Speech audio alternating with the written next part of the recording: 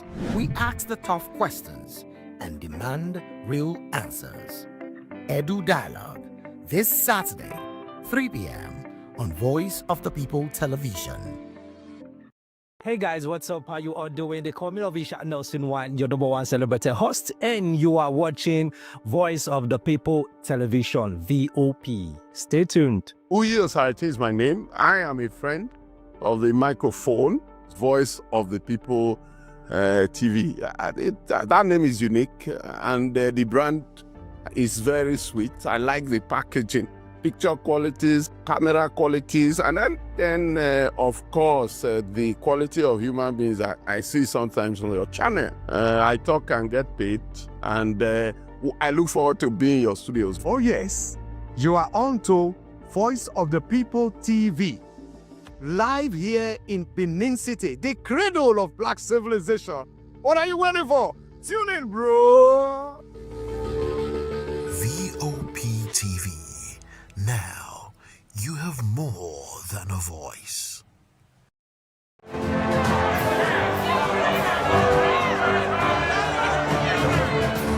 Do you want your voice to be heard? Do you know that you matter in the scheme of things?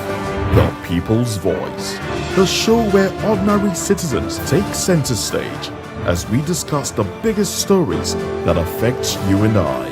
With you in mind, we facilitate lively discussions, debates, and interviews on the topics that matter most to you and I, from social justice to economic empowerment, education to healthcare, governance, and more, tackling tough topics and amplifying your voice. Join the conversation and make your voice count. The People's Voice. Make your voice count.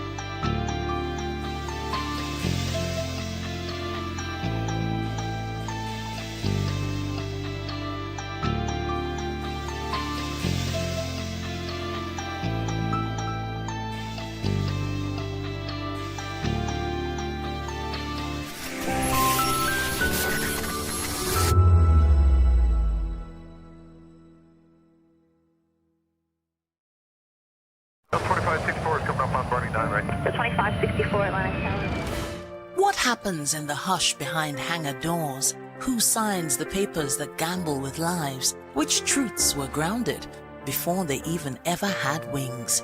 If you've ever buckled a seatbelt at 30,000 feet, if you've ever stared out of that tiny window and wondered who's really in control of the skies, it isn't just flight, it's power, it's politics, it's pressure sealed in steel. We're peeling back the clouds from runway risks to sky-high secrets. We're diving deep where most dare not to look. Aviation Scope, every Sunday at 7 p.m. only on Voice of the People TV. We don't just report, we reveal. We don't just ask, we uncover. Because when it comes to the skies, ignorance is turbulence. Aviation Scope, the sky isn't the limit, it's just the beginning. Good evening, Africa. My name is Bama Kore, actor, model, producer, and I'm giving a big shout out to VOP TV, man. VOP TV Live. Visit our website www.vop.ng for fresh and trending news. Also watch us live on SLTV channel 264. VOP TV, Voice of the People Television. Behind every broken desk lies a broken promise. Education shapes the nations. But who is asking the right questions? Introducing Edu Dialogue, the show that goes beyond the surface, exposes the cracks, the corruption, and the silence in Nigeria's education system. Edu Dialogue, Saturdays, 3 p.m., only on VOP TV.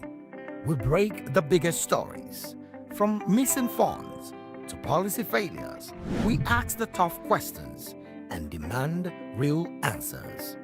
Edu Dialogue, this Saturday, 3 p.m. on Voice of the People Television.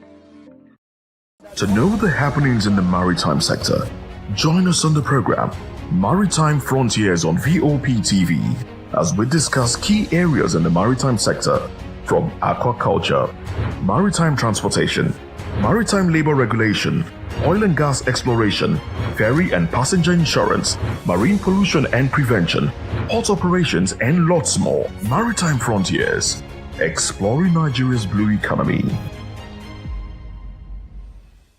Are you ready for the extraordinary? Something big is happening on your screen. Introducing VOP TV. Now streaming on SLTV channel 264. From breaking news to captivating conversations, news analysis, giving you all sides to the story. We break in-depth discussions on the issues that matter, from politics to sports, entertainment, and lifestyle. VOP TV on SLTV channel 264. Join us as we redefine what television means to you. Voice of the People Television, VOP TV. Now you have more than a voice.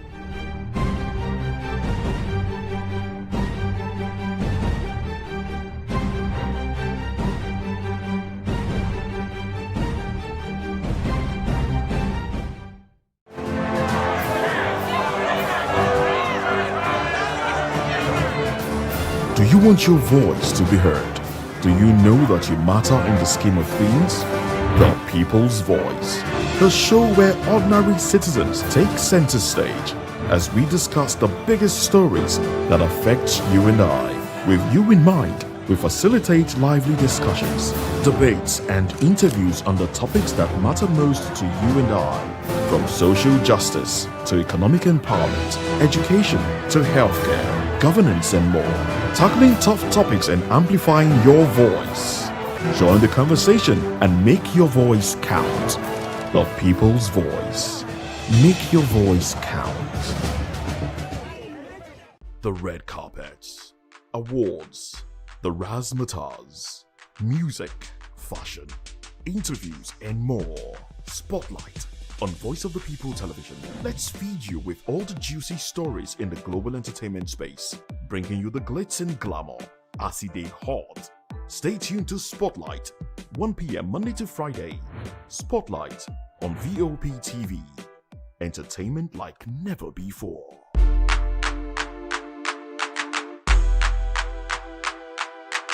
In a world where truth is the ultimate power and opinions scream the loudest, it's time to wade through the noise. Hunger no get tribe!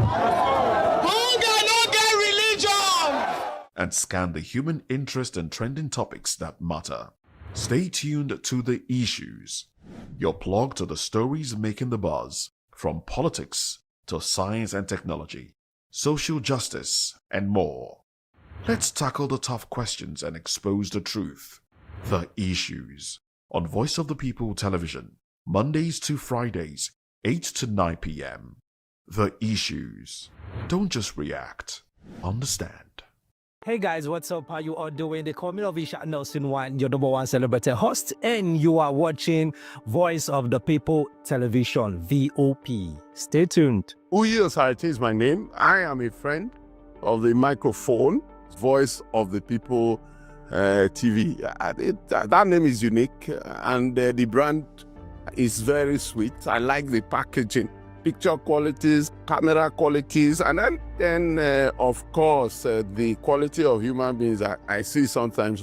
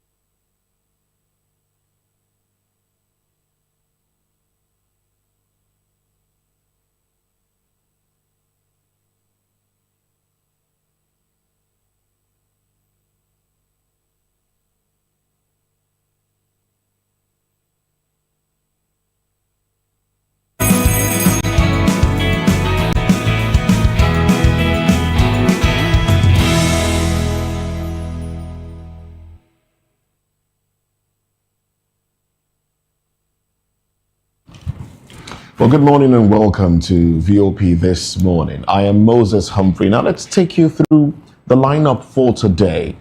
Peter Obi's ex-running mate, Datti Baba-Ahmed, declares 2027 presidential ambition under the Labour Party. Berom youths demand proscription of headers, union Mieti Allah. Prosecution of its leaders after deadly Plateau attacks. And also EFCC alleges politicians' interest groups are plotting to interfere with investigations of criminal suspects. Now, these are the major focus for today, but of course there are other conversations that Nigerians are having, and we'll dive into those as well in the course of time. I am Moses Humphrey. And I am Chukwuma Okoro. Good morning and thanks for joining us. Now, talking about interesting trending stories. The Oyo State Police Command has confirmed the killing of 5 personnel of the Old Oyo National Park by people suspected to be bandits in a late night attack on the National Park Service office in Oloka, Ikoyi Ile in Orire local government area of the state. Well, the incident, which occurred at about 9 p.m. on Tuesday, January 6, 2026, was first reported on social media with a post on X stating that armed men had stormed the National Park Service facility and killed 5 officers on duty. Well, reacting to the development, the Police Public Relations Officer, PPRO of the command, DSP, Ayalande Olayinka, had confirmed the attack, describing it as a coordinated assault by yet-to-be-identified assailants. Security presence has since been heightened around Orire local government area and its environs, as residents remain anxious over the development. Well, the police assured members of the public that efforts were ongoing to stabilize the area, recover the bodies of the slain personnel, and bring the perpetrators to justice. That's the usual payoff line. Where the National Park Service office is located close to a vast forest corridor that has in the past raised security concerns among local communities and security agencies. Nigerians woke yesterday to this very unfortunate news, and our hearts go out to people that lost loved ones in that very unsavory incident. And I'm just wondering, in Oyo State, unknown gunmen this time, Nigeria has clearly been enveloped by insecurity. We have a situation where there was a bomb blast, an attack on terrorist hideouts in Sokoto. And what the security agencies told us, Nigerian government told us that, look, they were acting on intelligence and that they are monitoring the movement of these terrorists. Monitoring their movements with intelligence, and it got to a point where you don't even know probably where the bifurcated, open source, people go here, people go there. So what is the value of that intelligence if you are monitoring them and you cannot take them out? Now they have wreaked havoc in parts of Oyo State. Who knows where else it will be?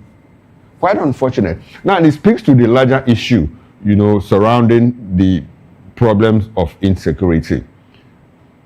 And I asked, and I keep asking, we have a situation where people are hailing United States of America, people are hailing Trump for stepping in. No problem, I like that. But the question I've always asked is, for how long are we going to do this? How long is the United States going to do this? There is something in insecurity, there's something they call open source. You see how Boko Haram started. First of all, it was Boko Haram. They splintered. They had Lakurawa, they had Mahmuda, and within Lakurawa and Mahmuda, they are likely to have leadership problems and they'll splinter again. That's open source. They keep dividing, splintering until you have about 30, 40 of them. And you are unable to track them. In this situation now, who takes responsibility for what happened in Oyo State? We don't know. So it's not lone wolf. There could be a sect. And it's very well coordinated. Take out 5 people. Now it's in Oyo State. And by the time you trace them to Oyo State, probably they are back to Taraba. And from Taraba, before you know it, they are in Niger. How are we going to solve this problem with the assistance and collaboration of the United States of America? If you ask me, the onus lies on the federal government, the military, the Nigerian security agencies, because you have boots on ground. If you are doing air surveillance and you are tracking them and you are not taking them out, for what need? What's the need of that intelligence? What's the need of that? And people from Southwest, the governors have been shouting, we have these people infiltrating the Southwest.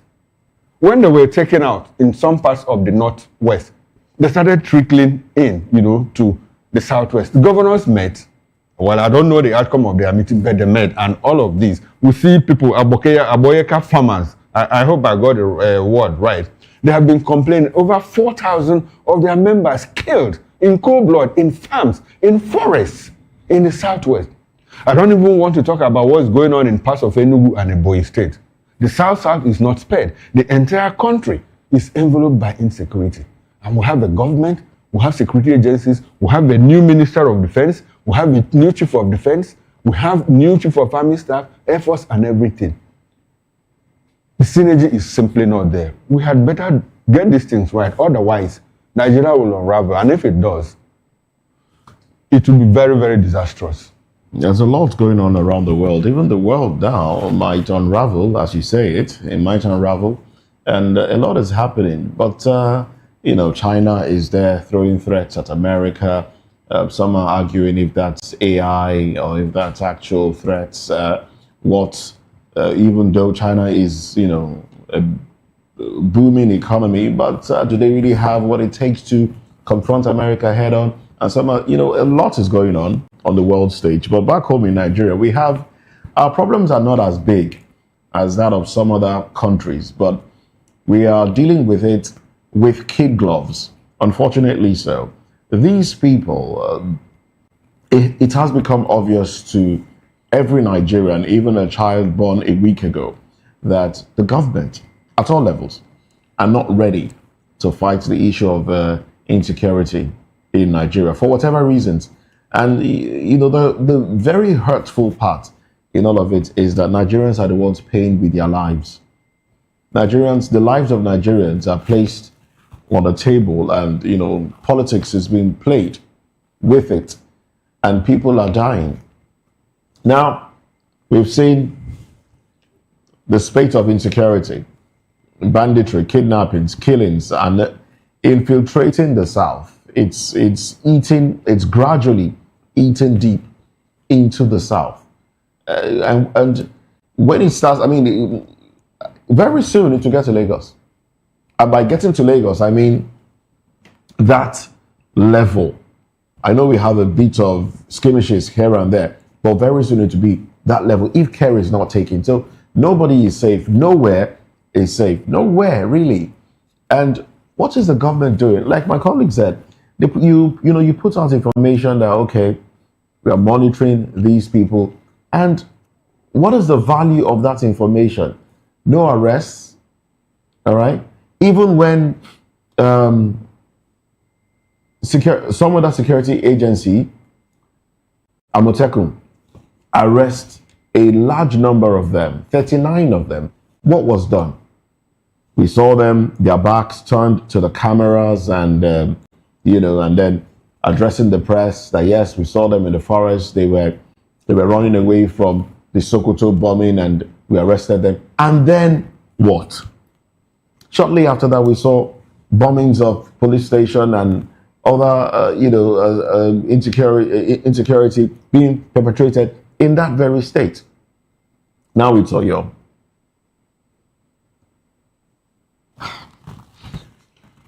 It will get to a point where the other day it was Ayo that was being done in Lagos, and then we saw people brandishing guns underneath. So whether you like it or not, whether you admit it or not, guns are in hands that it shouldn't be. We have guns around. Some people are beginning to procure weapons and keep them for whatever reason. Now, it will get to a stage where those weapons will come out and people will decide to protect themselves against attackers. And then, I guess then, my colleague, Chukwuma Okoro, will throw his hands in the air and say, truly, finally, Nigeria is a failed state, according to the books. But it's gradually coming to that. So when the world, the outside world are dealing with bigger issues, we're dealing with issues that ordinarily, if government is willing to sort out, it can be sorted out within a week. Within a week, these people can be routed and decimated, their numbers largely depleted, and we'll be done with them. We can do it. Yes, But we Moses. choose not to. Yes, I like your position. I align my thoughts with yours. But I would like also to add that those bigger issues that the world is dealing with, started small and they were not taken care of. Exactly. So because we don't punish small crimes here, that is why the big ones thrive. And gradually, it looks like it might not be looking like it, but gradually it is taking the shape of it. When countries unravel, they start small and those early warning signals are ignored. So when you ignore them, it will get to a point where it spins out of control because that friction is always there. And if you don't manage that friction, if it spins out of control, that is where there will be a problem. Like you said, people brandishing guns, it will get to a point where, hey, government, if you can't protect me, I have to protect myself. Then that is the state of anarchy, where the state will have lost the legitimacy of the control of the legitimacy of violence. Monopoly of violence. Monopoly of violence, you understand? And they also understand what I mean. So if we are gradually getting to that point, a tipping point, and I'm sure we have even reached the tipping point where any little spark now, could ignite a very dangerous conflagration, especially when people believe that, look, government is complicit in all that is happening. And the fact that government is not even taking these things seriously, taking them seriously to the extent that instead of government being active, even when they have failed to be proactive, and they are active and not just reactive, the government is hiding, under the principles of and tenets of propaganda. And as we speak at this moment, nobody can tell where our president and commander-in-chief is at this moment. So it is deeply troubling that in the midst of all these people are killed here and there, nobody can account for where our president is. Our president is nowhere to be found, and he's not even speaking from where he is. Instead, what we are seeing is pictures that is sparking arguments that it might be doctored, generated here and AI generated pictures and the rest. It's appalling. The other day I heard gunshots in my estate. I mean, I heard sound, and it was past midnight, and my wife was like, "Is that gunshots or is it fireworks?" Fireworks. I said, "That's not fireworks. That's not the sound of fireworks. That's gunshots." And it went on for a period of about 5 minutes, repeatedly. The sound kept going, boom, boom, boom, for like 5 minutes before there was calm. So it will unravel if care is not taken. It will. Oh well, let's move on to another story. Now, following the sudden demise of his deputy, Lawrence Erujapo, Bayelsa State Governor Doyediri has ordered his cabinet members to undergo compulsory medical examination.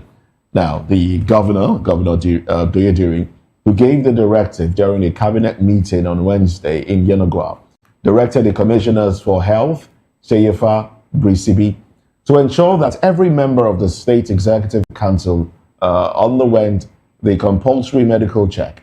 He said the directive became imperative in light of the recent death of the deputy governor, arguing that as public officers with hectic schedules, regular health checks are necessary to ensure medical fitness at all times to prevent avoidable deaths.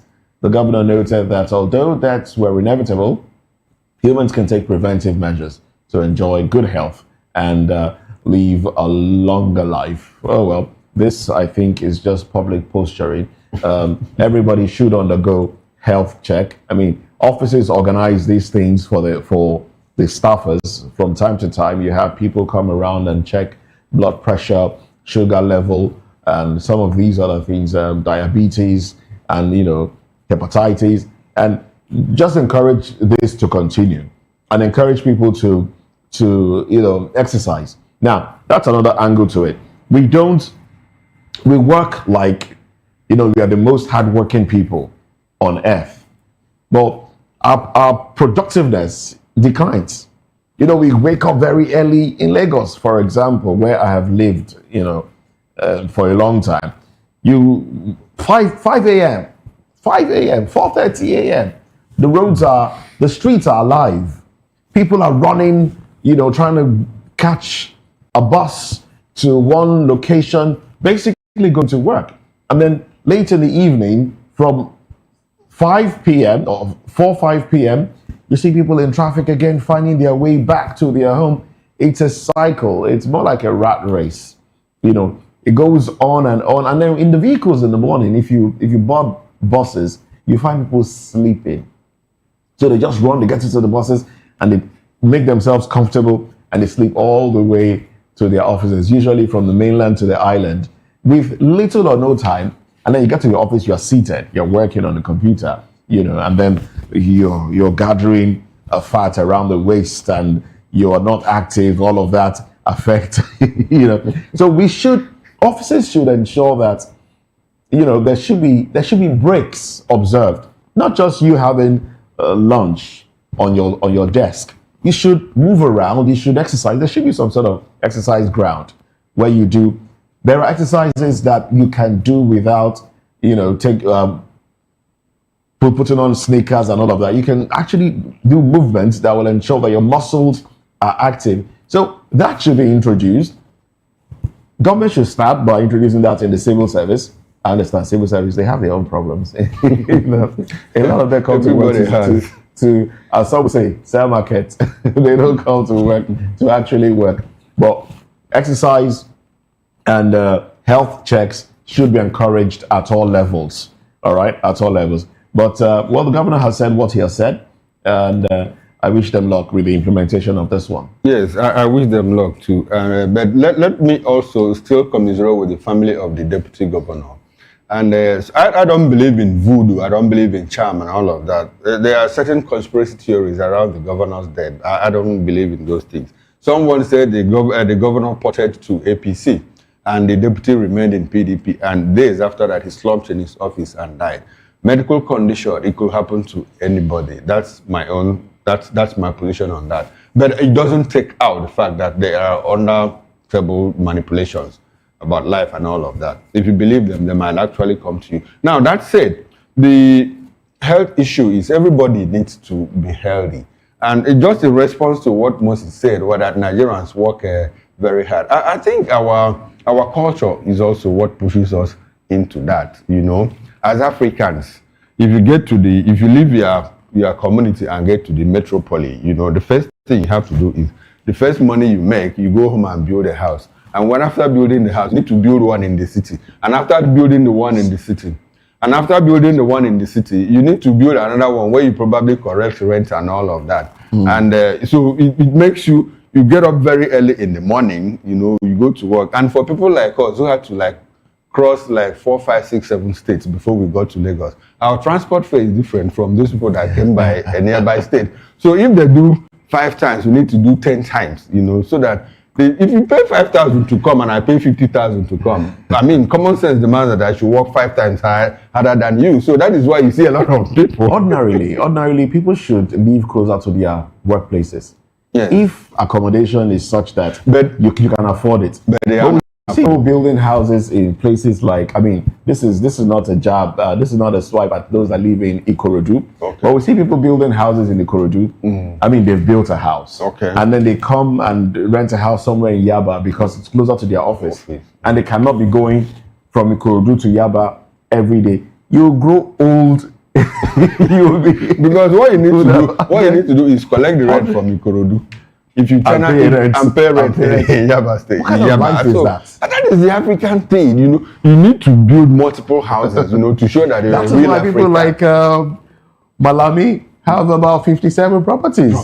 Spread around. Or to himself. So if he finds himself in Katsina, he doesn't need to pay hotel bills. Finds himself in Abuja, he has a house. In Lagos, in Port Harcourt, he has a house. You know, big man. So it's an African thing, and that is why that's why corruption will continue to flourish, because our value system, you know, promotes those things. Our value system. I've been to places where you have estates that like run from here beyond Magodo, the other side of, you know, and you see them all look alike. Everybody live there, big man, small man. Nobody knows who is the other person. But here, we like to differentiate, you know. I'm not saying that they don't have high-end buildings overseas, but then, for the middle class, you know, you don't need to struggle extra hard to make a living. Unfortunately, that is what we find here. So for medicals, it's important that when you get to a certain age, in fact, at any point in your life, you need to always do your medicals to check, whether you are fit or not. There's a very important, before we get into the newspapers, there's a very important message that we need to send out. The Katsina State government has distributed 72 motorcycles to the 17 newly recruited forest guards across the state to enhance security. While the Commissioner for Environment, Hamza Suleiman Faskari, was the one who flagged off the distribution. But we are just saying that, look, these motorcycles, we see motorcycles banned in some places, we see them distributed in other places. We just make sure that this thing don't end up in the hands of terrorists, because we see them come with like 50, 1,700 motorbikes to attack and all of that. And these things are going to the forest. I will also be sure that, look, that the terrorists don't overpower these forest guards, take possession of these motorcycles and use it to attack Nigerians. It is important that the people that have distributed these motorcycles also monitor their use. All right, we'll leave that story there. We'll probably get back to it much later, maybe during newspaper review. But in the meantime, let's look at the headlines from the dailies. The Punch has these headlines, and I mean, this one we just talked about now. Court orders forfeiture of 57 properties linked to Malami sons. All right, that's another story. So there's another. I mean, we have a lot of these in government. A lot of people like this. That's why you have houses abandoned in certain parts of the country. Houses built, occupied by security men, but no individual lives in that house. And then the housing deficit continues to drop. Oh well. Or continues to increase. Now, how I cut Nigeria labor unions links with KGB, CIA, Obasanjo.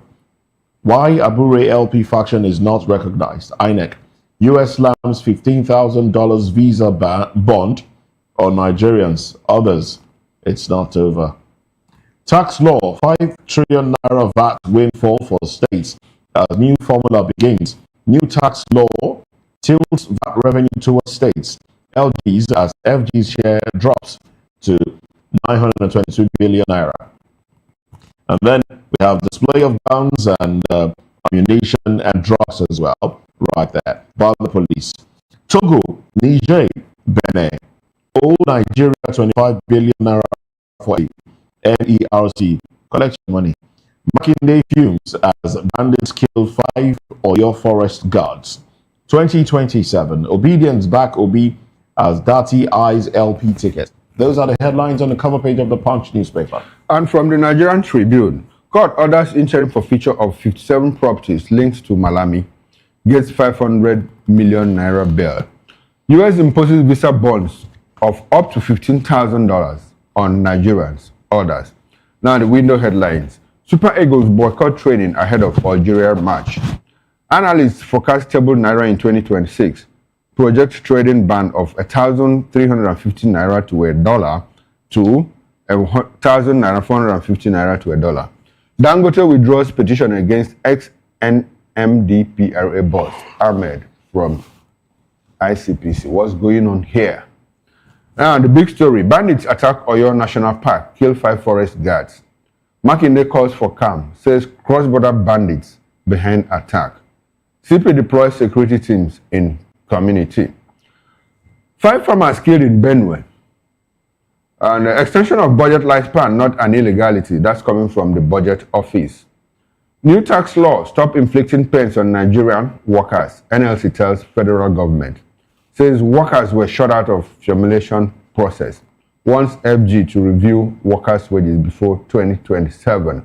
And in the world of health, research has developed treatment for advanced prostate cancer that could eliminate severe side effects. And that's it from the Nigerian Tribune newspaper. Well, that's pretty much it for the moment. We'll get back into the headlines and review of it much later in the day. But in the meantime, let's look at what's coming from the camp of Datti Baba-Ahmed, Peter Obi's former running mate. Well, he has declared a 2027 presidential ambition under the Labour Party. Let's talk about this when we come back from this break. Stay with us.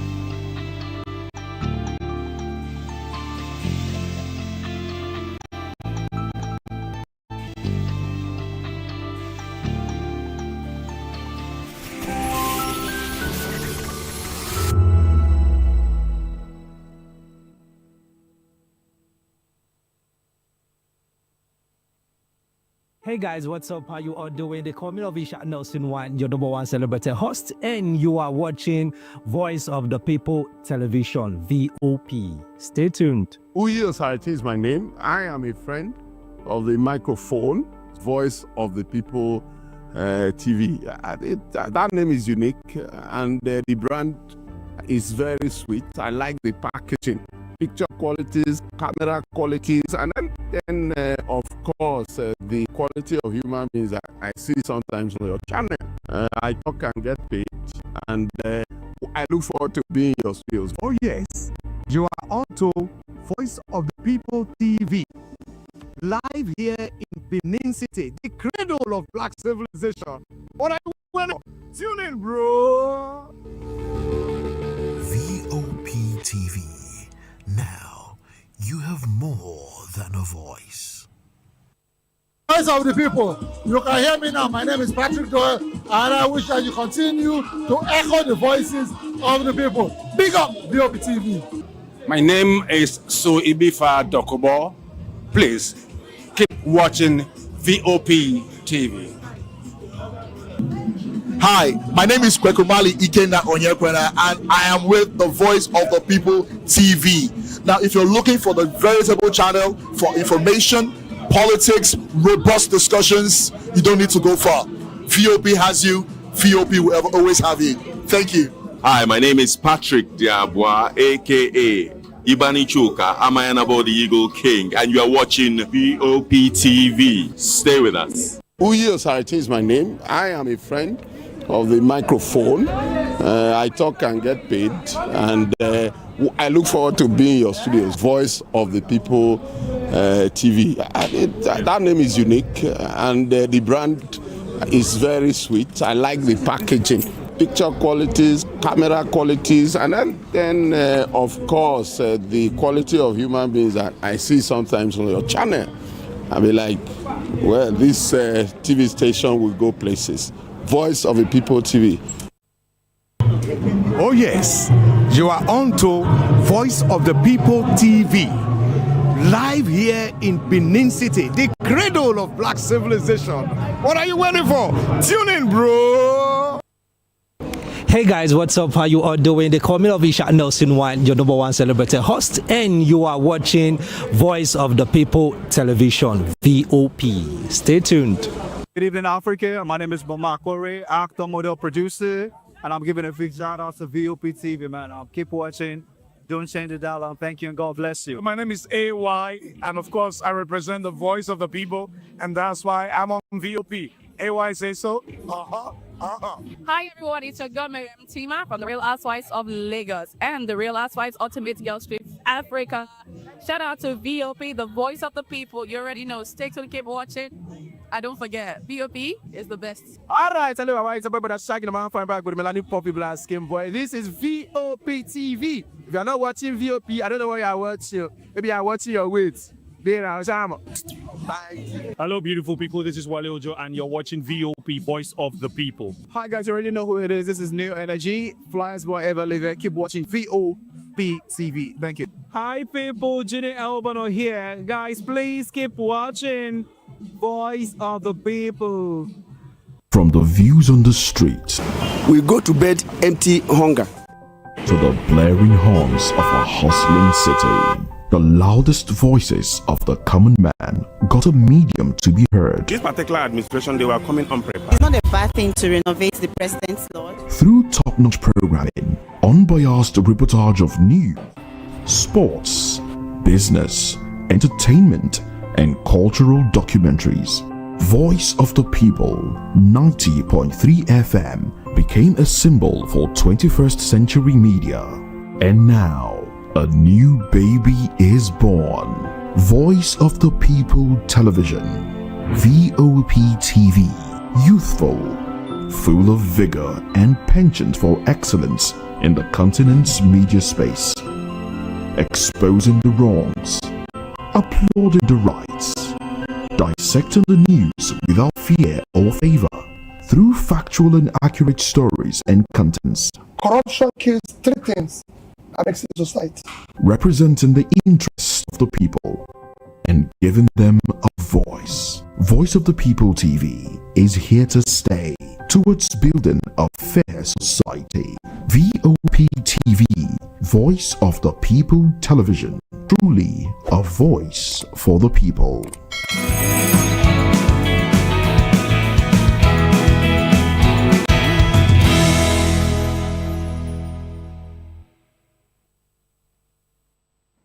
All right then, welcome. Thank you very much for joining us again. Now let's dive into the conversation proper. Former vice presidential candidate of the Labour Party in the 2023 general elections, Datti Baba-Ahmed, has formally declared interest in contesting the presidency in 2027 general elections. Baba-Ahmed made the declaration at a rally held at the party's national secretariat in Abuja. The declaration is coming barely 1 week after Obi announced his departure from the Labour Party for the African Democratic Congress, ADC. Speaking to party members and supporters, Baba-Ahmed said his aspiration was neither reactionary nor dependent on Obi's political decision, adding that his presidential ambition predates the 2023 election. Well, let's take a look at how he has come and what is to come for the Labour Party and Datti Baba-Ahmed. We do have with us in the studio a veteran journalist,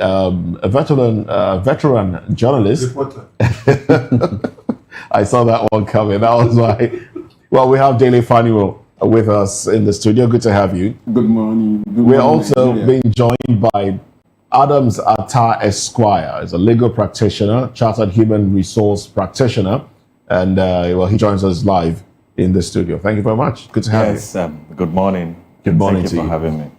And we'll be going virtual as well, bringing on Comrade Destiny and Abulele. He will join us from Benin City, our Benin outstation. He's former executive chairman of the Southwest Local Government Council area, former member, Edo State House of Assembly. Also, joining us virtually, we have Chijoke Alexander Oji, a public affairs commentator. So yes, it is a full house. And let's dive into the conversation. I would like to start with you, Mr. Fanimo. Datti Baba-Ahmed seems to be a lot more bolder now. Well, he has always said, look, he would like to see the Labour Party work. He would like to fix things in the Labour Party. But here he is with the Abure faction in the Labour Party, a faction that we know is still having issues with INEC recognizing it. What is this? Is this a viable? Is it putting up a good opposition, or will this just further divide votes that will be coming from the north? You see, in any race, political race for that matter, there are three categories of contenders. You have also run, and you have negotiator, and you also have serious contender.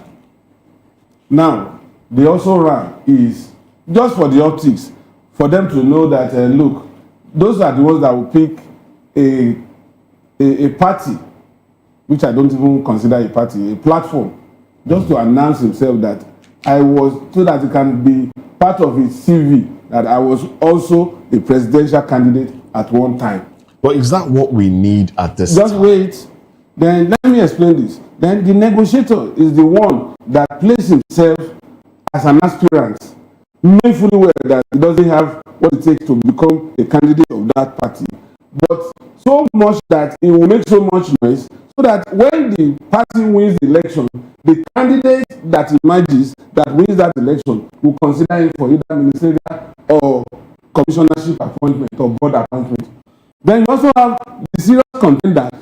Those ones are the ones that will say, come rain or shine, I have the muscle, I have the financial muscle, I have the cloud, I have handshake across the Niger, so I am good to go. Okay, I'll come back to you. I'll come back to you. Sorry, I'll come back to you. Okay. Let's hold our thoughts first. Okay. And then you will now give me who and who fall into the categories that you've mentioned now, the three of them. But first, let's listen to the man himself, Datti Baba-Ahmed. Let's hear from the horse's mouth, as it were. The June 2027 salaries of public servants, especially security personnel and teachers, will be 4 times as is currently paid. Please hear me again. Nigeria can afford it. My good friend, the police constable, the army private, the teachers that are looked down at, I think they should, and I know they should, and I am able to ensure that they will earn nothing less than 4 times what they are being paid today in June 2027. I am my own boss. Simple. I'm not following anybody's trajectory. I'm not stepping into anybody's shoes. Can I please remind you that before His Excellency Governor Peter Obi aspired for presidency, I aspired for presidency before him. The records are there to see. In October 2018, I participated in the primaries of PDP, the then PDP in Port Harcourt. And I walked to Governor Peter Obi and I said, please, can I have your vote? And he smiled at me. What a gentleman he was. And then Atiku won and he took Peter Obi as his, as we call it, running mate. So forgive me, your question is not even relevant because it does not pertain to me. I aspired to presidency before His Excellency Peter Obi. And if you heard me well in what I just submitted, I saw a rare opportunity for national unity to have elected Peter Obi in 2023. And that is why I decided to flow with it. You asked about religion. Yes, I am a Muslim, I'm a practicing Muslim, but I'm a Nigerian. And the Constitution allows me to contest. You asked about ethnicity. Yes, I am, as you say, Hausa man, but I'm a Nigerian. And Nigerian Constitution allows me to contest. I have never done anything because of... All right, so there you have it, the 56-year-old Yusuf Datti Baba-Ahmed speaking. Yeah, basically, speaking with a lot of confidence. So which category does he fall under now? The categories that you mentioned. It's just an also run. Not a serious contender for that role. I know Datti Ahmed one-on-one. I visited his university about 2 or 3 times. Base University in Abuja. And I'm surprised that he's saying this. How much does he pay his lecturers? He should start from his university and triple or quadruple the salary of his lecturers. How much does he pay them? Out to say yes. How much does he pay them? How much? I am aware that he was not paying as much as Covenant and University as at that time. No, let's just get a figure. Do you have a? No, I don't have a figure. Okay. But in comparison, as at that time, and that time is what? So he should tell us now how much of increase he has affected in the lives of his lecturers and other non-teaching staff But he also said that Nigeria has the resources to do all of that. Maybe he doesn't have maybe Nigeria. Maybe he has all the figures in Nigeria. I'm not saying that if he gets to that point, but these are just political statements. So he's also an also ran. He's not getting anywhere. He knows that he's swimming in a shark invested pool. And Okay. I don't know how, if a Peter B would move away from Labour Party, knowing fully well that Labour Party is as good as APC. Okay, we'll come back and talk about his influence, his contribution to Peter Obi's 6.1 million votes in that election. He didn't contribute anything more significant to Peter Obi's over 6 million votes. He didn't contribute anything. He's a non-starter in politics in Nigeria. That's the truth. You're calling a former senator a non-starter. How did he lose his senatorial seat? In court. It was the court that sacked him and didn't go for appeal. So what does that suggest? Tell me. No, tell us. Tell us. What does that suggest? What does that suggest? He suggested that he knew that the process leading to his emergence as a senator was not too good. You know? So if somebody is a different ball game, contesting as a senator and then contesting as a president.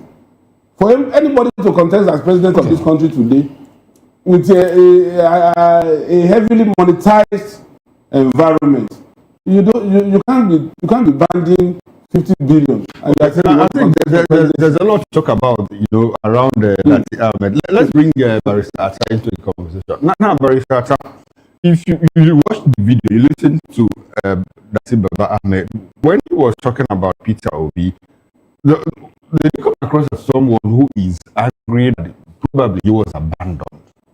And does it look like Peter Obi took a wrong decision to have left the Labour Party at the time that he did? Because that is the impression that it creates, that look, we should have stayed in the Labour Party to fix it and move on. And watch that video. I think it was Julius Abure that sat beside him. And we all know the role that Julius Abure, my colleague mentioned it, INEC recognition, non-recognition, and Adi Usman and all of that.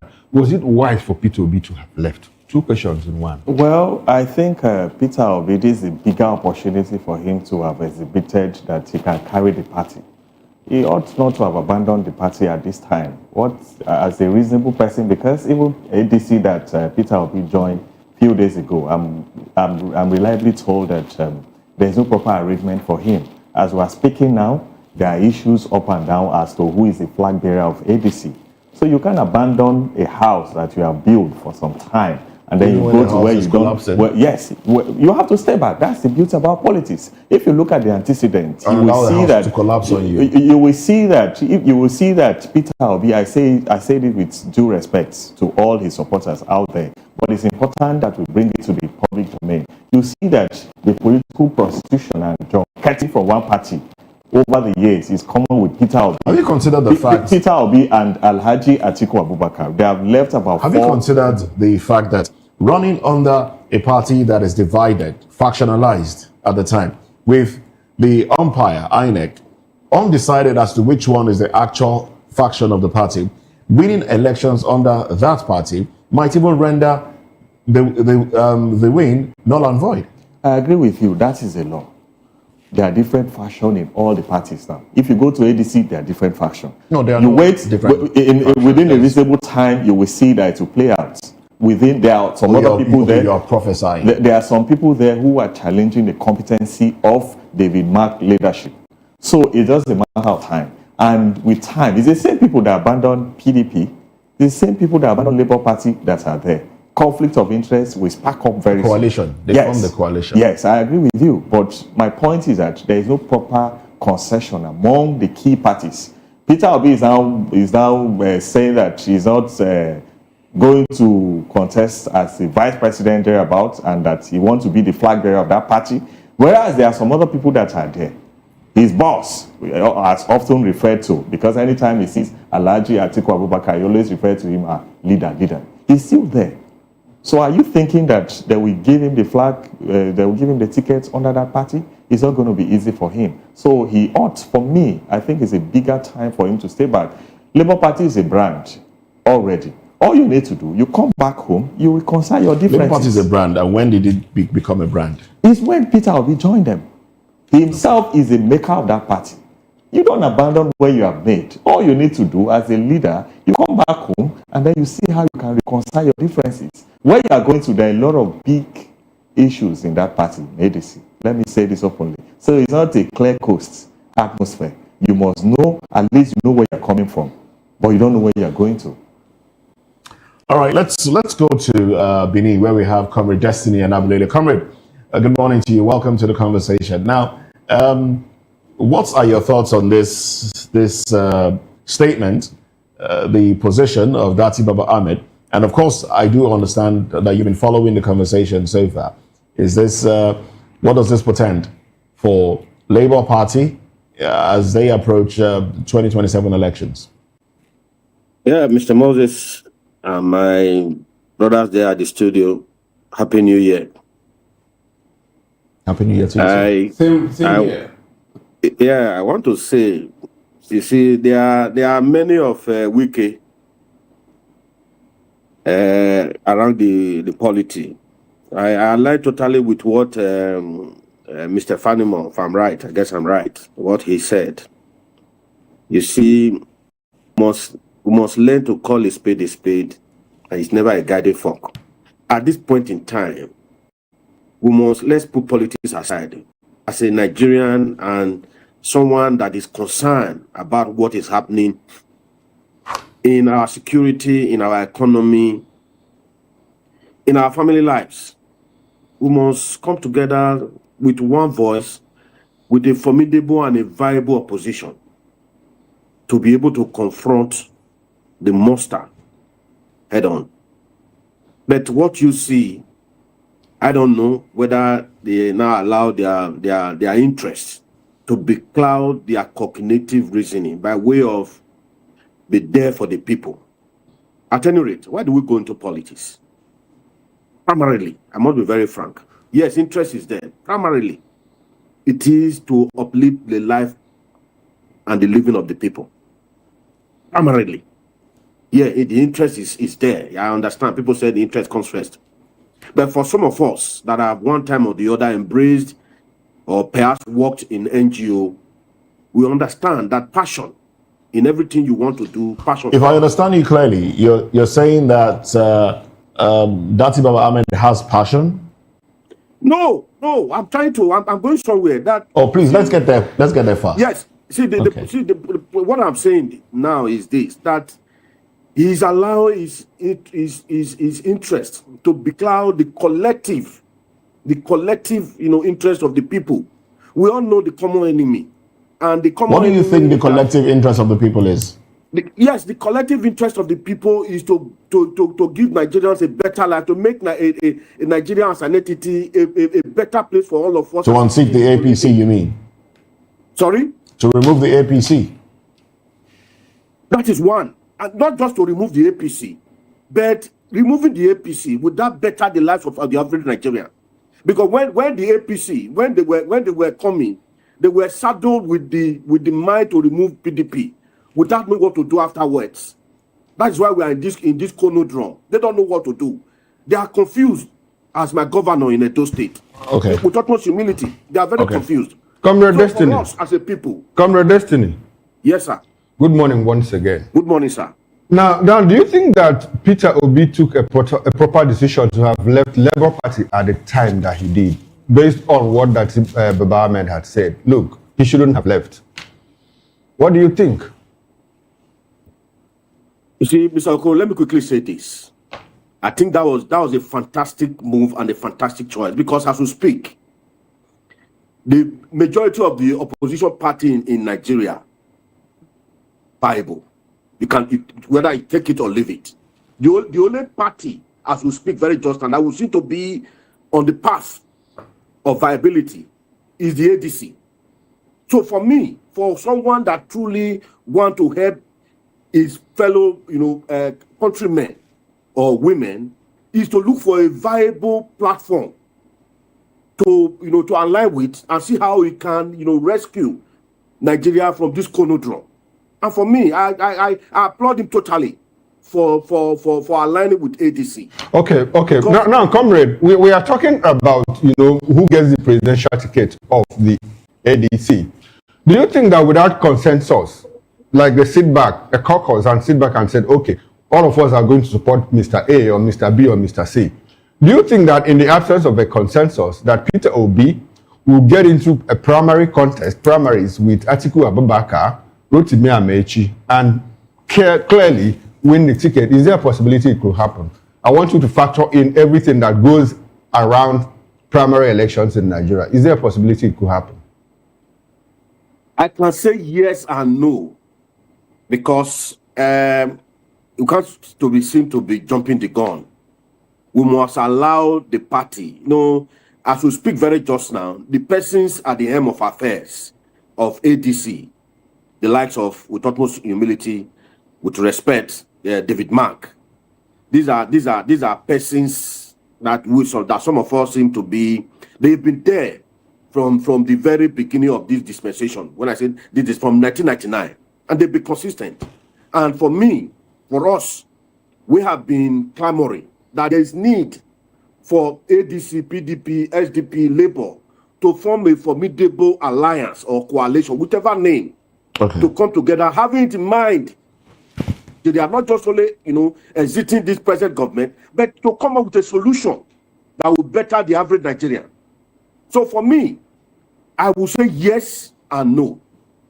As events unfolds, we begin to see how they are serious about rescuing Nigeria without allowing their quote unquote, their personal interests to becloud their sense of cognitive reasoning. That's my point this morning. Okay, so one more question before we leave you and bring it back to the studio. Do you think Datti Baba-Ahmed moving away from beside Peter Obi and trying to do his own thing will affect Peter Obi's votes? You do recall that in 2023, together they garnered 6.1 million votes. You think not working together or supporting the other man will affect Peter Obi's votes? Will it affect the 6.1 million votes? With utmost humility to Ahmed, I must say this without missing words, without fear of favor. I just have put it by very respected journalists. You see, he's a lightweight. We must call a spade a spade. He's very finitesimal when it comes to the Obi movement and the Peter Obi's Is he a lightweight? Is he a lightweight in the north? A lightweight in the north. Is he a lightweight in the north? He's a lightweight in the north. He's a lightweight in the north. So his emergence does not affect elections coming to the southern part of Nigeria retaining the elections. It doesn't affect that also. I doubt whether it will affect any votes of Peter Obi or votes for ADC. I must be very frank with you, but I will still appeal with him to look at it very dispassionately, as a man that is willing, that have the Nigerian passion. You look at it dispassionately and see how he can align with any viable, with sincere, accepting he's saying that the present concussion, let me use that word, the present concussion in ADC, that maybe there's what he's hearing that some of us are not hearing. But from thus far, I can tell you that ADC is a formidable and viable vehicle in getting Nigeria to its destination for us at this moment. All right, then. Thank you very much, Comrade Destiny and Abulele. Well, let's bring it back to the studio. Let's bring it back to you, Dele Fanimo. Back to you. I really like the analogy you gave earlier, the separation classes, the segmentation of politicians. And with the Labour Party as it is, and the Nanadi Usman faction, Abure faction, do you think the Nanadi Usman faction will raise their own candidate as we walk towards 2027? Will there be a candidate presented as well? And how will that affect Datti Baba-Ahmed, who has pitched his tent with Abure faction already? You see, let it not be that in the final analysis somebody will say, it is the enemy without that is propelling all this. You see, I've watched elections closely. I've participated in elections closely, not just as a voter. In any case, I rarely vote because as a media practitioner, you are not likely to be where your voter's card can be useful on election day because you are like a nomad on a day like that. For instance, this election we are talking about, some of us will be in the studio analyzing for those out there. So we are not likely, but as an active participant, either working with a principal or doing anything, you see, every day, the way these things are evolving, every day, it becomes clear that you are ceding the turf to APC. With what is going on? Yes. Now, let me tell you, when opposition is in fragment, the incumbent has its way. And I'll give you examples. When Ajimobi was contesting in Oyo State, at some point he was an underdog, the first time he contested. But because rather than a 2-horse race election, it became a 3-horse race. And so what Ajimobi did was to make sure that Ibadan and his environment, because of the factor of Omowane Joshe is our son, let him go. He held on to that, which was about 35% of the total vote that will be coming from the state. And so what he did was the stronghold of these two other people, he worked to ensure that he gets maybe 25% here and there. So by the time you add that, you know that Ajimobi didn't win the governorship of that state by scoring over 50%. He scored about 41.7% of the total vote to emerge as governor because opposition was in splinter. Now, this is what is going on now. Just the same thing in those states. When you go on to when you went to that election, it was another dog. Okay, so clearly the opposition is already clearing the coast for the incumbents. For instance, if let's just assume without conceding Datti Ahmed becomes the candidate of Labour Party, and there is a major offset because 24 hours is too long a day in politics. You never can tell. Adi Farati was coasting home in a second time beat. Suddenly, Rufus Giwa died in an accident, and they used it against him, and he lost that election to Agagu. So that's why I said anything can happen in politics. But right now, as we speak, let us imagine and paint this scenario that Datti Ahmed wins an election using this platform that is shaky, that is sinking. All the other party candidates should do is to instigate one faction against the other, because as at now, INEC has not endorsed wholly a particular, because the problem with Labour Party has been thrown back to Labour Party to resolve beyond the dictates of the courts, and it's not likely that they will resolve it until the election. So either way, if the Abure faction endorses him, he has to contend with another Usman faction in court to challenge how Abure endorsed him. It's the same thing with PDP, Ayam faction and Turaki faction. If anybody endorses, don't forget the case of Zamfara. The losers in Zamfara election had gone back to their various beats to sort out themselves for another 4 years before the court called them back and said, come and take over. Just because of one mistake of a particular faction endorsing candidates against the other faction who went to court and won. So that's why initially when I was saying that this political arrangement. But these are politicians at play here. Are you saying they don't know these things that you just mentioned? So that's why what exactly is propelling them? That's why I said Datti Ahmed is an also man. for the optics. He's content with having a CV. You heard him when he was saying he ran as presidential candidate. There was nowhere he ran as presidential candidate. He only aspired and he lost at the primaries. So where is he? That he said he contested before Peter Obi. Peter Obi got his ticket and ran. But he never had any ticket. He lost to Atiku. Okay, all right. I'd like for us to talk about the opposition.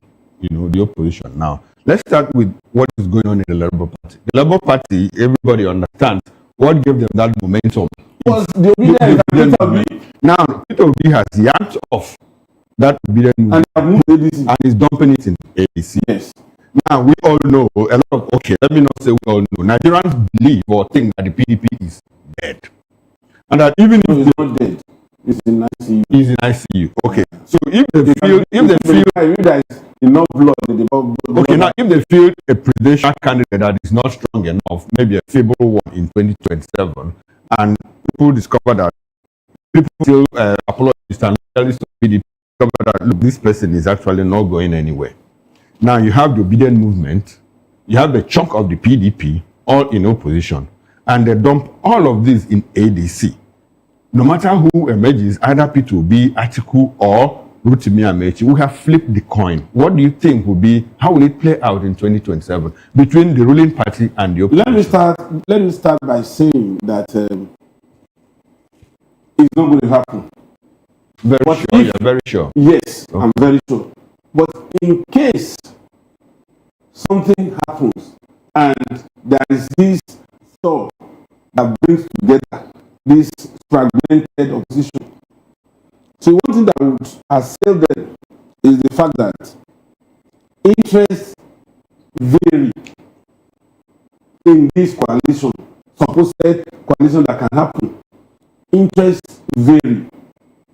And because of the variation of interest, fears will come in to the lesson that they will say, these people came last minute to come and dominate our party, and now they are coasting home. What will be our lot? This is the way politicians think. Okay. At every point, what is a need for me is what the politician will ask himself. What if I support these people? Now, they came and just submerged us. Don't forget that this ADC that we are talking about, there is still a problem waiting to happen. A faction that was already in ADC before David Mark and Co. and Arabeshola jumped in and just sidestepped them, believing that they have no say, is still boiling. No, it's not boiling because the INEC has clearly recognized the David Mark faction. And if you take the case to court, we have the lawyer here, if you take the case to court, the court has clearly at the Supreme Court level decided that look, any internal problem about leadership should be left at the party level. And INEC has taken a decision. David Mark-led leadership is the authentic one. The same INEC. Okay. The same INEC. So your position now is that the court will likely not do due diligence because they're already taking sides with the ruling government. Is that your position? INEC? Yes. No, the court is there as an independent body. But INEC is overdoing. They are overstepping their boundaries. INEC and the court. Yes, over a matter that is pending in court. INEC had already suspended a candidate, a PDP thereabout, is already disqualified somewhere in the forthcoming election. Is he Ekiti or one of Ekiti? So why is it that over a matter that is pending in court? Why not allow all the parties to contest? And why are you making it look like an already concluded election? I want us to come back to the issue in focus. And before I come back to you, let me ask the lady this question. Now, you are of the opinion that look, the opposition is still fragmented, and because interests are bifurcated, at some point they intersect, at some point they overlap.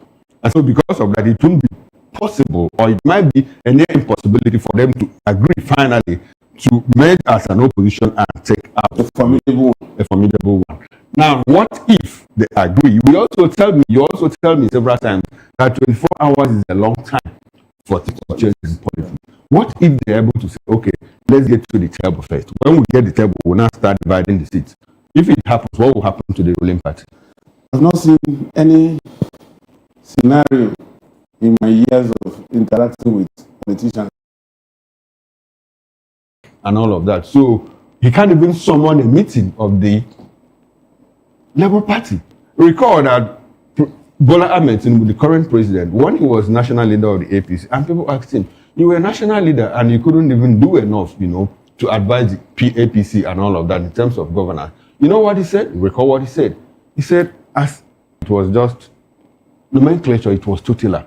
So what role should have P2B played as a former presidential candidate in mobilizing and rallying forces, disparate forces in the Labour Party to ensure that the party remains intact and Obi is a father figure in Labour Party. Okay. He's the maker of the Labour Party we are hearing today, the LOP, and then how the branding during the election period. Is a figure. So whether we like it or not, all the votes. What do you because do? that himself, even the vice president. Excuse me, lawyer. Yes. What do you do with position without authority? Well, your influence matters. Your influence, Obi influence, is what skyrockets what you know today as Labour Party. No, I don't know anything about them, about the leadership of Labour Party, and then many others. All I know is about obedience movement. That is a brand, and that is what we Nigerians were feeling today. So that's my take on it. All right, then. Well, let's move on to another conversation now. Berom youths demand proscription of headers, union, Mieti Allah, prosecution of its leaders after deadly Plateau attack. Insecurity, that's what we're talking about when we come back from this break. Stay with us.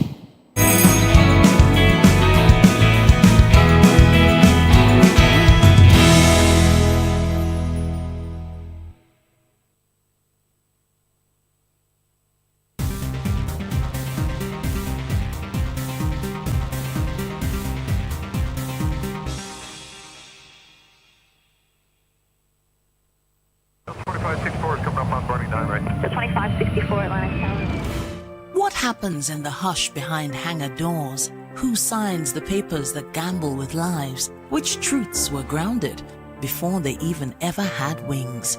If you've ever buckled a seatbelt at 30,000 feet, if you've ever stared out of that tiny window and wondered who's really in control of the skies, it isn't just flight, it's power, it's politics, it's pressure sealed in steel.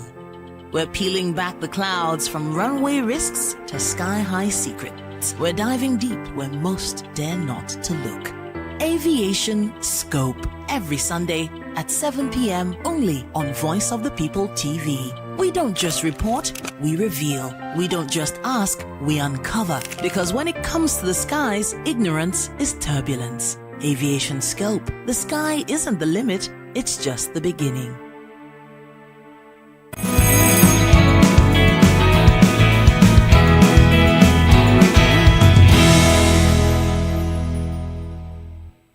Berom Youth Model Association, BYM, has condemned the recent coordinated attacks on Jol community in Riyom local government area and Gero in Giel district of Jos South local government area of Plateau State.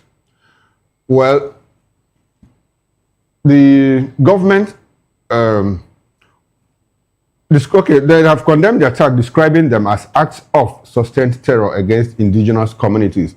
Well, VOP News gathered that the attacks, which occurred on Tuesday, January 6, 2026, claimed the lives of several persons.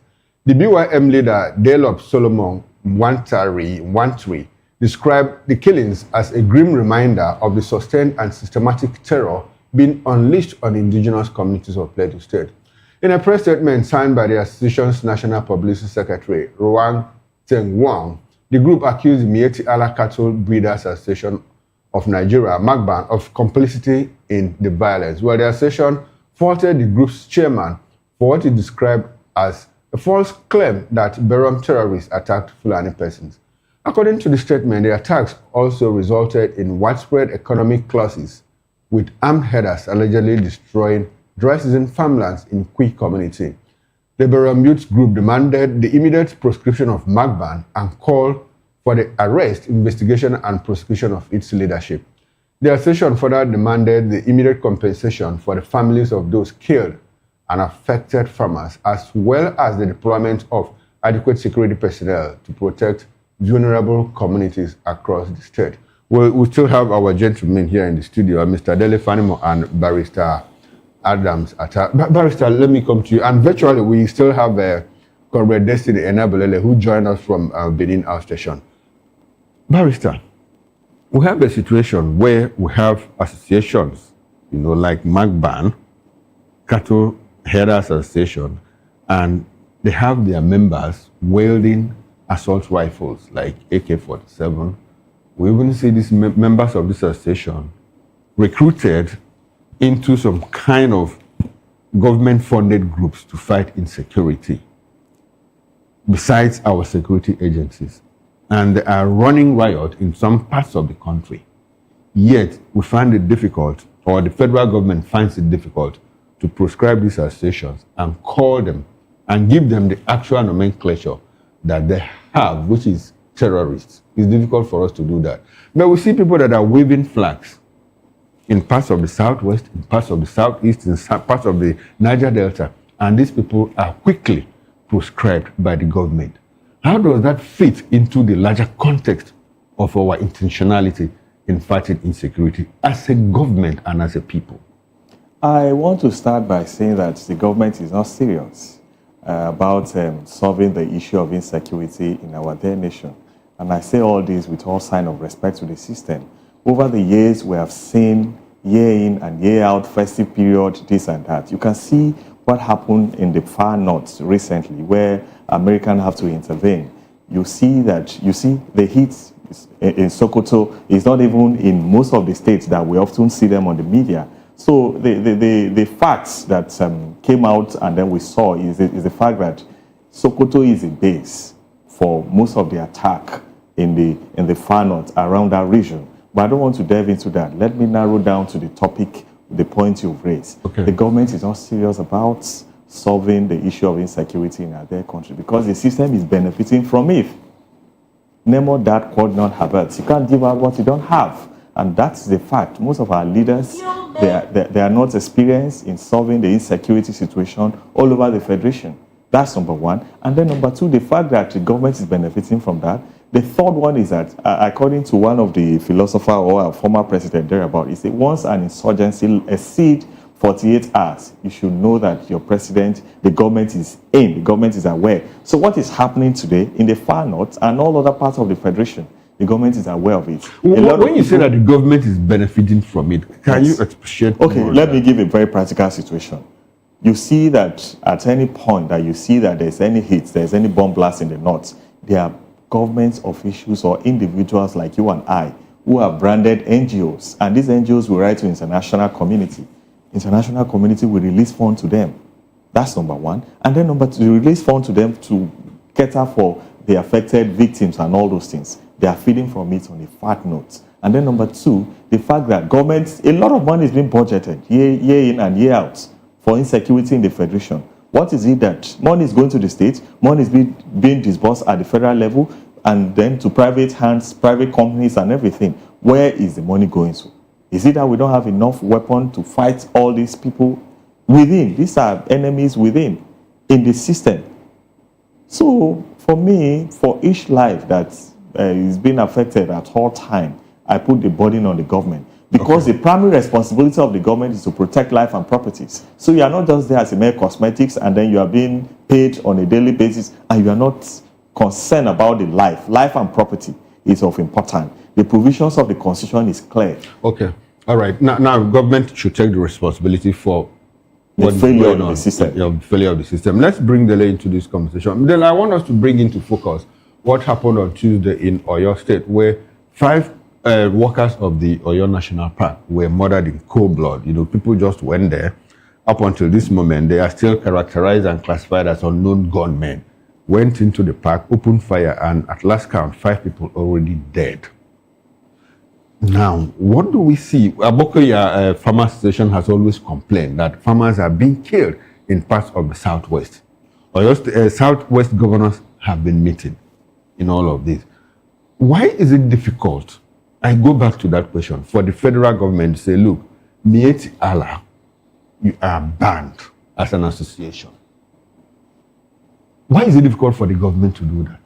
Now, let me say that I saw the Tuesday attack I saw it coming in the south, particularly the southwest and possibly southwest. Because when you disperse a group, it becomes very difficult to track that group. Now, the terrorists, whatever name you are calling them, they are terrorists. Bandit or kidnapper, they are terrorists. Because there is still fear in the country, not just in individuals. Now, that Sokoto bombing that swept a lot of them and, had automatically brought them to the realization that they need to strategize again to change their modus operandi. And what they are now doing is nomadic attack, which is akin to guerrilla warfare. Nomadic attack in the sense that before now, you can locate Toji in Samfara and part of Kebbi. You can locate their camps. In Sokoto, Lokarawa, you can locate their camp. They move from this camp. The other terrorists around Nasarawa, you can locate their camps and say, this is where they are, and you can target them. But now they have morphed into a nomadic guerrilla, such that even when you see them moving, it is very difficult to target them, because right now they will be using human shields to protect themselves. As soon as that attack was carried out on Tuesday, I can bet it within 24 hours, if you trace them, they could be in the east as we speak, waiting for another onslaught. They could be in the south, waiting for another. They could even be in the middle belt.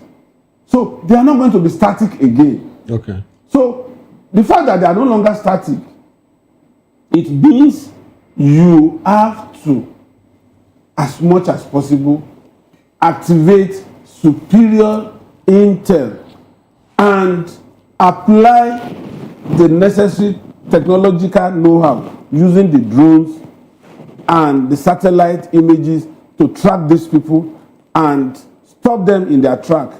We can't continue to be reactive all the time.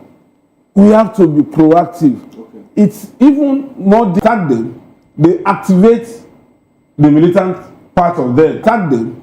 They activate the militant part of them that would only migrate, do the attack, and retreat. That's if we ban them. If we ban them. Okay. So, for me, I would rather we go to the heart of this problem. Which is? Which is tracking these people before they unleash terror and exterminating them without this idea of you want to lure them out of their camps and then apparently banning them will not solve the problem, because if you ban them, they will, because the ones that are banning, the ones that are banning, they are known. But the ones that are attacking are not known. They may not be known to even the ones who are banning. Okay. So, apparently, my takeaway is that banning Mieti Allah and disarming them will not solve the problem. It will only escalate it. Now, let's bring Comrade Destiny Nabulele into this conversation. Comrade, you are conversant with what we are discussing and what has been going on in parts of the country regarding insecurity. On the 25th of December, we had a situation where United States, at the instruction of President Donald Trump, bombed a terrorist camp in Sokoto State. The rest is history. But now we have a situation where they have splintered. They have moved out of that place. Those ones that were not caught, in that web have moved out. Some of them coming down south, some of them coming down east, and all of that. Now, my question too is that the American involvement, will it be sustainable? And how long, how effective will it be if we don't put boots on ground? I mean, the United States of America, if they don't put boots on ground. I ask that in the light of the fact that now it's in Oyo State. So, are you going to bomb a camp in Oyo State? And before you know it, another one might happen in Taraba. And before you know it, it could be in Abia or Enugu. So how will United States involvement solve this our problem without putting boots on ground?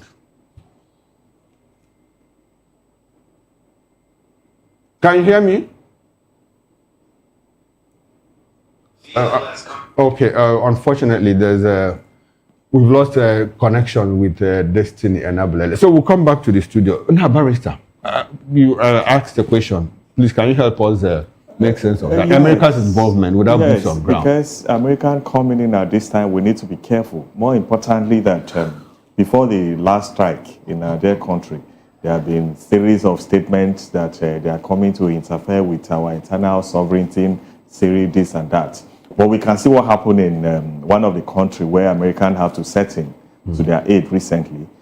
And then I'm very optimistic that they are coming. If they are well interested in their country's outfits, the security, I know for sure that to an extent, our government can cooperate with them, not that you allow them in fully and then they will come and strike without the knowledge of our leaders, of our government. I do not support that. But I think that they can support us, supply more arms, ammunition to us, and then give us the drones we're talking about. We need more technology. They need to train up our professionals, our army, and then Navy personnel and others. And then they also need to allow them in so that they can come and partner with our internal. While we talk about, I'm picking up from the issue of banning or prescribing them and that escalating violence. Are you also part of that idea? I'm not in support of that idea. The government should ban them totally, because even before we even go there, the issue we have in this country is that we have enough laws. The laws are there. Nobody is even supposed to carry arms. You are not on no occasion. Okay. Nobody. But the laws are there. Except you have a license. So there will always be people who offend. But we see the Office of the National Security Advisor trying to curb the activities of bandits in the forest, give guns to Miyetti Allah members to help the Nigerian government fight bandits in the forest, give them vehicles as well. That's my point. That's what I'm saying, that the government is involved, whether we like it or not. Government is supposed to recruit a proper forest guard. Should we recruit them instead into the security architecture? No, it need not be them. You can recruit the community. That's why some people are clamoring for state police. And then you give power to the people by state police. People around that environment who are familiar with that place. It's just like you go into the east now and then you empower people from the east. And then there will be part and parcel of the security outfits for that environment, for the purpose of the state police. Do you think any Miyetti Allah will come and then infiltrate that area? Whereas those people are more familiar with that environment than the visitors. So I think the government needs to buckle up and then start empowering these people. It's a government. I've said it. It is a government that is giving them the room for them to strike. The government is giving them room to strike, according to you. But we also hear, we'll go back to Comrade Destiny and Abulele because we have re-established contact with him. But I will always take us back to a conversation, we had here on the show when we had Sheikh Ahmed Gumi on the show. He made a point. He said, look, if America comes in, gets involved in these issues, it will only escalate the problem. We'll see more killings against Christians and the rest. And like it or not, we've seen a spike in insecurity in Nigeria. Comrade Destiny and Abulele, how should we handle this issue now? Because we were told that there will be an increase in insecurity if America gets involved. America has gotten involved. We've seen an increase in insecurity. Our government, who says it's tracking these insurgents, really isn't doing anything. But the lives of unarmed Nigerians are being taken. Nigerians are dying in numbers. What should be done? Should we negotiate again?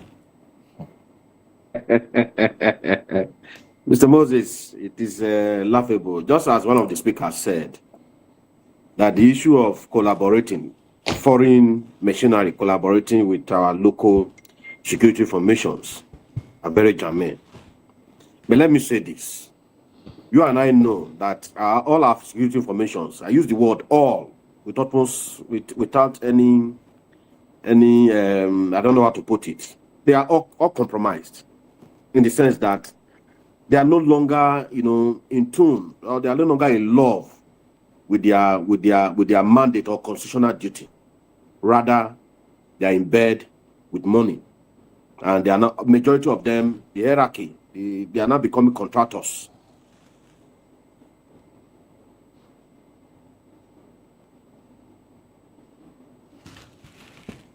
All right, we seem to have lost connection again. The network is not making this conversation flow. But anyway, we'll put a peg on this conversation. Maybe come to it much later. Maybe if this comes up during the paper review, we'll touch on it again. But in the meantime, let's look at what the EFCC is saying. EFCC alleges politicians' interest groups are plotting to interfere with investigations of criminal suspects. This is coming from the EFCC. Let's look at this statement. Stay with us.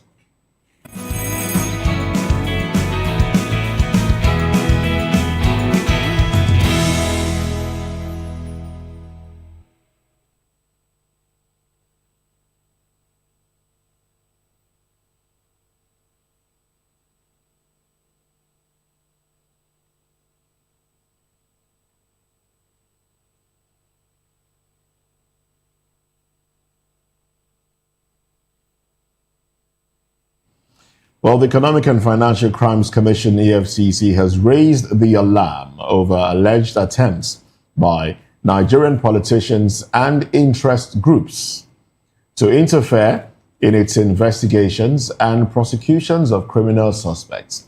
In a statement issued on Wednesday, the anti-graft agency warned of what it described as planned campaigns of calumny by individuals and groups with vested interest in suspects currently under investigation or facing prosecution by the Commission. The EFCC alleged that a network of politicians, academics, so-called civil society activists, and some Nigerian fugitives in the diaspora have been recruited to orchestrate sponsored media attacks against the chairman of the Commission, Ola Olukoyede, and the institution itself. According to the agency, the attacks are aimed at promoting what it called phantom allegations of political bias in the execution of its mandate. The Commission said the objective of the alleged campaign is to distract and intimidate it into adopting a timid mode in which it would be reluctant to investigate opposition politicians for fear of being labeled partisan. It warned that the campaign is likely to intensify as Nigeria's political atmosphere becomes increasingly charged ahead of the 2027 general elections. The EFCC stated that it is closely monitoring the activities of those involved and will not tolerate any attempt to derail it from what it described as its patriotic duty of promoting public accountability in Nigeria. Of course, the gentleman is still with us. Let me start off with the barrister with this one. Yeah, a lot of these trials, political trials, are in courts. We saw the case of Yahya Bello, how it went initially.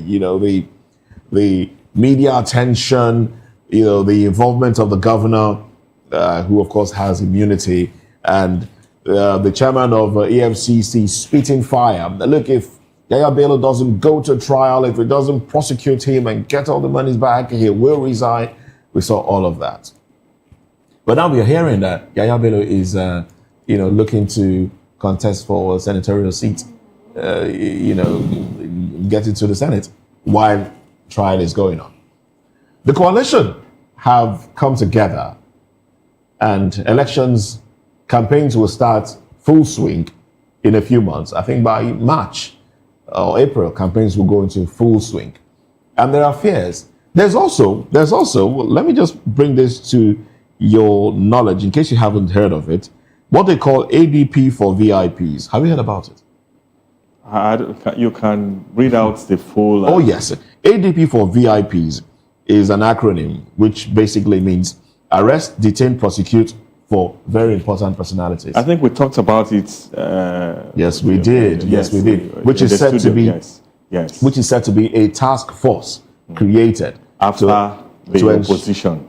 Yes, to go after opposition. Yes. So, how do you react to the EFCC statement with this knowledge, and then seeing that some other politicians who dipped their hands into the cookie jar are basically licking their fingers now?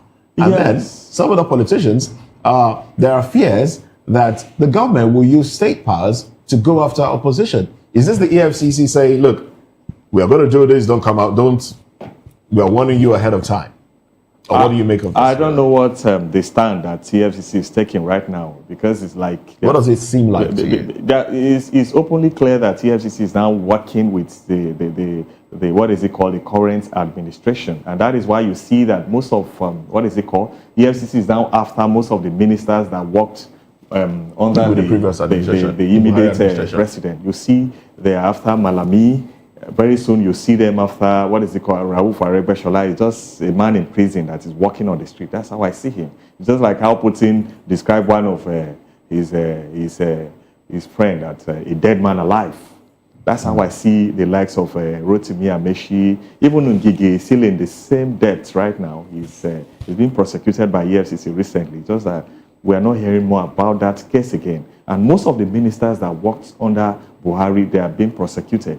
And those people that were in the APC at the point, but I'm speaking to you now, they are ignoring and romancing with ADC. So, but because of that... Would it be better if EFCC allows these people to continue so that they are not seen as, chasing around opposition politicians?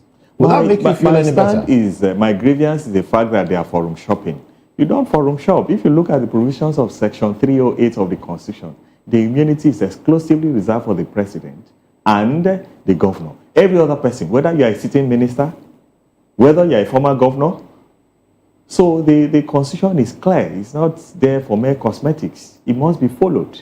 Section 308, that immunity is for the governor and for the president. Every other person. So this idea of forum shopping, going after former ministers that are not of the same party with them now, that are not speaking the same language with them, because according to them, once you join APC, your sins are forgiven. Barrister Atta, yes. If these people were innocent, would the EFCC go after them? No, you don't. The provisions of the Constitution is clear. You don't, even though you are arrested, the presumption of innocence is on your side. Everybody is innocent. Even God, in the case of Adam and Eve, he knew they were wrong. But he still gave them opportunity. Why did you do this? Why have they not, why have they not gone? You can't be a judge in your case. Why have they not gone after Peter Obi? Well, I don't know, because apparently, because if you look at the time, Peter Obi have left power for the past 10 years. They are going after the immediate people. They have not gone after Atiku recently, because Atiku left power as far back as... So you think they might still go after them as well? That's what some people are saying, but I'm saying from the antecedent and from what we have seen, they are going after the people who have been in power. Criminal cases are not time-bound. Yes, they are not time. There's no statute bars to criminal matters. But if you see their modus operandi, you agree with me that they are going after ministers ministers that left power at least 5 to 6 years ago. That's the antecedent. That's a track record. So as to Yaya Bello, there's the presumption of innocence is still there. He can contest. There's no law that forbids him from contesting. All right. The law is clear. Our law is certain. The fact that you are facing criminal charges does not foreclose you from contesting. It's only when you are convicted that you may be foreclosed. You will be foreclosed in certain situations from contesting. So he can contest his constitutional right. All right. Mr. Dele Fanimo, the EFCC now, is in the focus now. And they're saying, look, we might go after people, but don't come after us when we do. What will the EFCC do for you to consider their actions and prosecution of politicians that have erred fair and just, as against the perception that all they do is go after those that are in the opposition? You see, I've always said it, that cases are won and lost at investigation stage. The array of evidence against an accused person determines the severity and conviction of such an accused person. for the umpteenth time, I've always said it here, I don't like this issue of why me. Why are you leaving somebody else and going after me? Why did you commit offense in the first instance?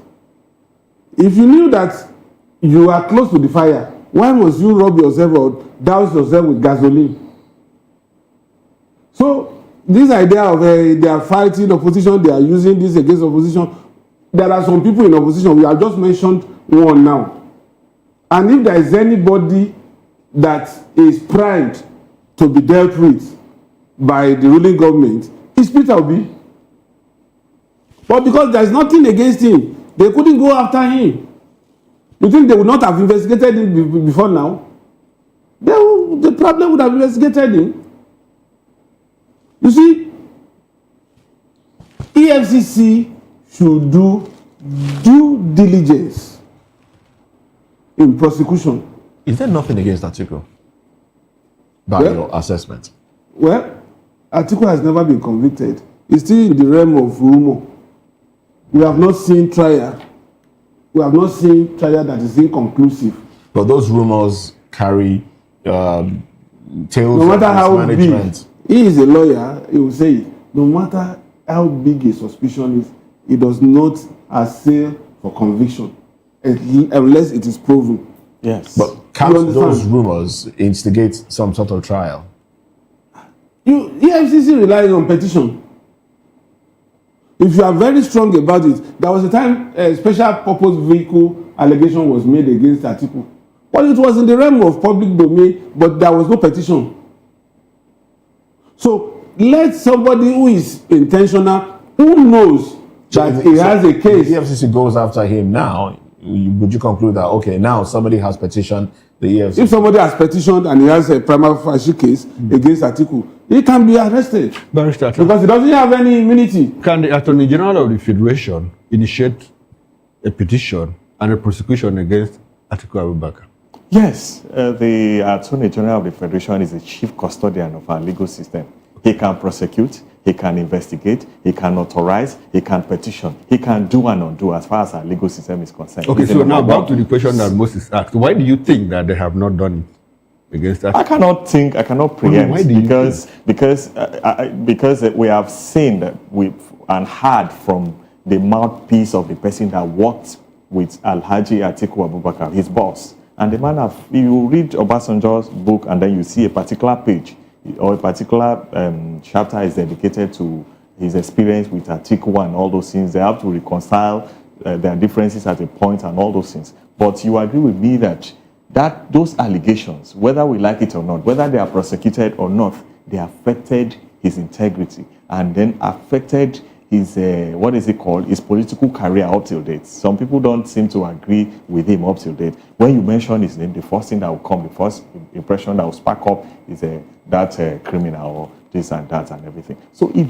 turned on your integrity. It's just like how you call Peter Obi's name now. You see the kind of aura, the kind of feeling, the kind of ambience. And so will the EFCC be just if Atiku emerges as the flag bearer, the candidates of the ADC, and then investigation and prosecution starts? Why will not the EFCC be just? Why not investigate him now?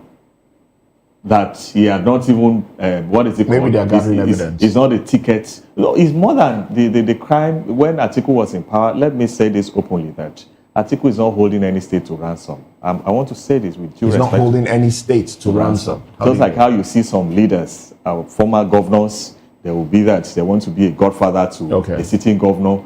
I have not seen that Atiku is holding any state to ransom since he left power per se. Just like how you see that a leader from this region, from the west, was holding about 5 or 3 states and thereabouts and all those things. Atiku is not known for that. So it will not be easy for you. Criminal thing. It will not be easy to trace some elements of fraud against him. Because it's a criminal act. It's not a criminal act, but directly or indirectly, you will see that as far as you are benefiting from the proceeds of that state, the governor is stealing the money of that state and then is giving to you. It's a crime. Oh, okay. It's a crime, whether we like it or not. It's a crime against the state.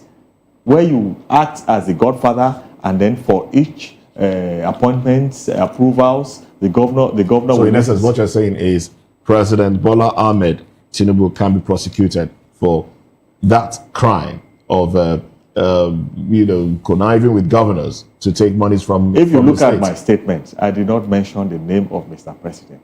I'm very specific because I know that Section 308 of the 1999 Constitution is clear. The immunity clause is there for Mr. President. Where he leaves office. But however, Where if he leaves office, if you like leave office for the past 50 years, 100 years, the immunity, once you leave the power, immunity is gone. But however, I want to say this, even the former President Olusegun Obasanjo, he can still be prosecuted today because there is no statute bar once it comes to crime. Once an offense is committed as far back as 200 years ago, if the government is aware of that offense now, the government can prosecute you. All right, then thank you very much, Barrister Adams Atta. Thank you very much for your contribution on the program. Well, this is where we draw the curtains on VOP this morning. Barrister Adams Atta, Esquire, legal practitioner, chartered human rights resource practitioner, and also Daily Fanimo, and public affairs commentator.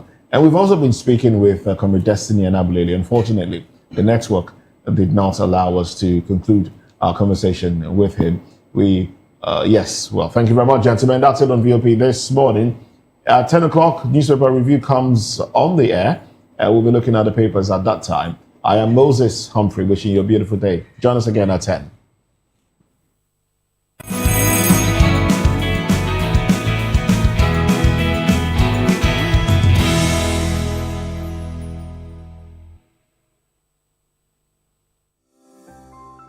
VOP TV. Now, you have more than a voice. Are you ready for the extraordinary? Something big is happening on your screen. Introducing VOP TV. Now streaming on SLTV channel 264. From breaking news to captivating conversations, news analysis, giving you all sides to the story. We bring in-depth discussions on the issues that matter, from politics to sports, entertainment, and lifestyle. VOP TV on SLTV channel 264. Join us as we redefine what television means to you. Voice of the People Television, VOP TV. Now you have more than a voice.